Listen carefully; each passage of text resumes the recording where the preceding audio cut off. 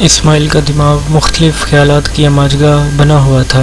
ریحانہ ایسی تو نہیں تھی، وہ تو بہت سلجھی ہوئی، کم گو، حیا والی اور پابند مواصلات تھی۔ ایک گھر میں رہتے ہوئے اور بھائی بہن جیسا قریبی رشتہ ہونے کے باوجود اسے یاد نہیں پڑتا تھا کہ پچھلے 5-6 سال سے اس نے کبھی ریحانہ کو ننگے سر دیکھا ہو، اور اگر وہ اتنی ہی آبرو باختہ تھی تو اپنے کسی عمل سے تو ایسی لگتی۔ بہرحال یہ سب کچھ ریحانہ سے ملنے پر ہی پتہ لگے گا، وہ جیسے خود سے بولا، اور اگر یہ سچ ہوا پھر ایک بہت بڑا سوالیہ نشان اس کی آنکھوں کے سامنے لہرانے لگا۔ بھائی نے بے حیا بہن کا گلا گھونٹ کر ہلاک کر دیا، بدچلن بہن کو گولی مار کر بھائی نے خود کو پولیس کے حوالے کر دیا، بھائی نے عصمت فروش بہن پر پیٹرول چھڑک کر آگ لگا دی، بھائی نے بہن کو گولی مار کر خود کو بھی ہلاک کر دیا۔ اخبار کی مختلف قسم کی سرخیاں اس کی نگاہوں کے سامنے ناچ رہی تھی۔ بھیانک خیالات کا تسلسل تب ٹوٹا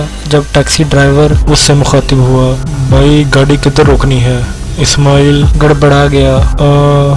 ڈرائیور نے کہا، سر جی گاڑی کدھر روکوں؟ اسماعیل نے کہا، پارکنگ میں روکو، بھلا وارڈ کے اندر لے جاؤ گے؟ ڈرائیور نے سر ہلاتے ہوئے پارکنگ میں گاڑی کھڑی کر دی۔ اسٹریچر اسے ایمرجنسی سے مل جاتا، لیکن اس کے پاس اتنا ٹائم نہیں تھا۔ اس نے ایک مرتبہ پھر اپنے والد کو اپنے بازوؤں میں بھرا اور پھر ہسپتال کی اندرونی عمارت کی طرف بڑھ گیا۔ ڈرائیور نے آواز دی، سر جی کرایہ؟ وہ بغیر رکے بولا، میں واپس آ رہا ہوں، اور ہسپتال میں گھس گیا۔ وہ عجلت میں ایک بندے سے مستفسر ہوا، ایمرجنسی وارڈ کدھر ہے؟ اس نے ایک جانب اشارہ کر دیا اور وہ بھاو کو اٹھائے دوڑتا ہوا ادھر چلا گیا۔ ایمرجنسی میں موجود بیڈ پر والد کو لٹاتے ہوئے وہ وارڈ بوائے سے مخاطب ہوا۔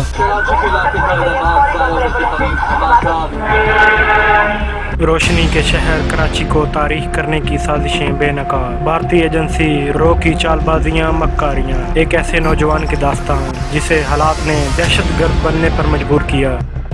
لیکن آگے بڑھنے سے پہلے آپ سے گزارش ہے کہ چینل کو سبسکرائب کیجئے اور ویڈیو کو لائک کر دیجئے تاکہ آپ کو ایسی معلوماتی ویڈیوز ملتی رہیں۔ سر ڈاکٹر صاحب کدھر ہیں؟ لڑکے نے کہا، ذرا انتظار کرو، ڈاکٹر صاحب آنے والے ہیں۔ اسماعیل نے کہا، آنے والے ہیں کیا مطلب؟ یہ ایمرجنسی وارڈ ہے، اس میں ہر وقت ڈاکٹر صاحب کا حاضر رہنا ضروری ہے۔ لڑکے نے کہا، تم مجھے قانون مت پڑھاؤ، آرام سے بیٹھ کر انتظار کرو۔ اسماعیل غصے سے بپھر کر وارڈ بوائے کا گریبان پکڑا، اگر میرے والد کو کچھ ہو گیا تو میں تیری گردن اتار دوں گا۔ اس کا غصہ دیکھ کر منہونی سے وارڈ بوائے کی حالت غیر ہونے لگی۔ وہ گھبرا گیا اور بولا، بلاتا ہوں، ابھی بلاتا ہوں۔ اسماعیل نے جیسے ہی اس کا گریبان چھوڑا وہ بھاگ کر اندر گھس گیا، اور اگلے چند منٹوں میں ڈاکٹر کی حالت دیکھ کر اسماعیل کو اندازہ لگانے میں دیر نہ ہوئی کہ وہ سویا ہوا تھا، مگر اس نے ڈاکٹر سے شکوہ شکایت کرنے کی بجائے اپنے والد کی حالت سے آگاہ کرنا ضروری سمجھا۔ ابراہیم شاہ کی حالت دیکھتے ہوئے ہی ڈاکٹر نے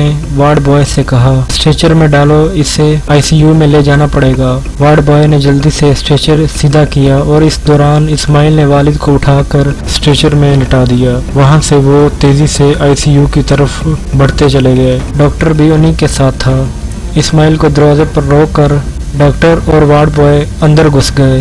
وہ پریشانی کے عالم میں دروازے کے سامنے ٹہلنے لگا۔ موبائل کی گھنٹی بجی، اس نے فون نکال کر دیکھا تو شکیل کی کال تھی۔ اٹینڈ کرتے ہی بولا، شکیل میں انتہائی نگہداشت کی وارڈ کے سامنے کھڑا ہوں، جلدی پہنچو۔ شکیل نے رابطہ منقطع کر دیا تو چند منٹوں کے بعد ہی اس کے پاس پہنچ گیا۔ یہ کیسے ہوا؟ صبح تو اچھے بھلے تھے، اسماعیل نے کہا، دل کا دورہ اچانک ہی ہوا کرتا ہے، مزید تفصیلات تمہیں بعد میں بتاؤں گا، ابھی میں نے ایک ضروری کام کے سلسلے میں جانا ہے، تم یہیں ٹھہر کر انتظار کرو، ابو جان اندر ہی ہیں۔ شکیل حیران رہ گیا، تمہارا دماغ تو ٹھیک ہے؟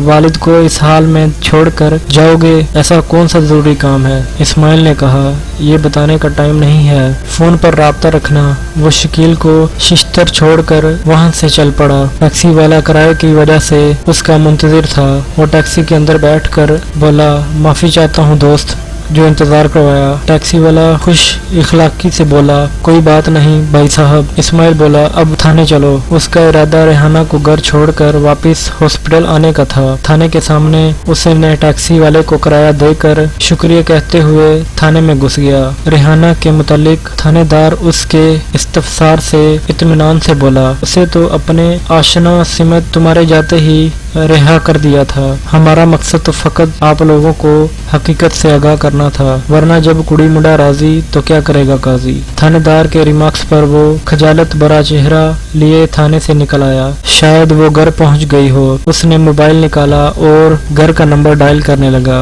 मगर काफी देर घंटी बजने के बावजूद किसी ने फोन न उठाया। मेरा ख्याल है कि खुद ही घर जाना पड़ेगा, ये सोचकर उसके कदम बस स्टॉप की तरफ उठने लगे। ये कि टैक्सी का किराया उसकी जेब में पूरा नहीं हो रहा था। उसका इरादा था कि माँ को सारी सूरत हाल से आगाह करके अपने साथ हस्पताल ले जाएगा। उसे अपनी बहन की भी फिक्र थी। नामालूम वो घर पहुंची भी थी कि जान के खौफ से कहीं भाग गई थी। अगर वो घर से गायब हो जाती तो बहुत से सवालात के जवाब तिश्ना रह जाते। स्टॉप पर उतर कर तेज कदमों से घर की जानिब चल पड़ा। वो दरवाजे से चंद कदम दूर ही था कि उसे अपनी माँ की चीख की आवाज सुनाई दी। उसने दौड़कर दरवाजा खोला और अंदर दाखिल होते ही माँ सिहन पर तड़पते हुए नजर आई। बावर्ची खाने में इस्तेमाल होने वाली बड़ी छुरी दस्ते तक उसके पहलू में घुसी हुई थी। उसे मारने वाला गायब था। माँ को इस हाल में देखकर इस्माइल के जहन से उसका ताकुब करने का ख्याल ही निकल गया। माँ का सर उठाकर गोद में रखा। अम्मी जान, छुरी को दस्ते से पकड़कर बाहर निकाला और साइड पर फेंक दिया। छुरी के बदन से निकलते ही खून का एक फवारा सा निकला था जो उसके चेहरे और कपड़ों को रंगीन कर गया। उसने माँ का दुपट्टा उठाकर जख्म के गिर्द लपेटा, मगर उसकी ये कोशिश भी बेसुध थी। उसकी माँ का जिस्म आहिस्ता आहिस्ता बेहरकत होने लगा। उसकी आंखें अपने बेटे की तरफ मरकूज थी। फिर आहिस्ता आहिस्ता वो मुकद्दस आंखें बेनूर होती चली गई। इस्माइल उस वक्त भी किसी उम्मीद के सहारे अपनी माँ का बेजान जिस्म छोड़कर दरवाजे की तरफ भागा। उसका इरादा टैक्सी या किसी रिक्शे वाले को बुलाने का था।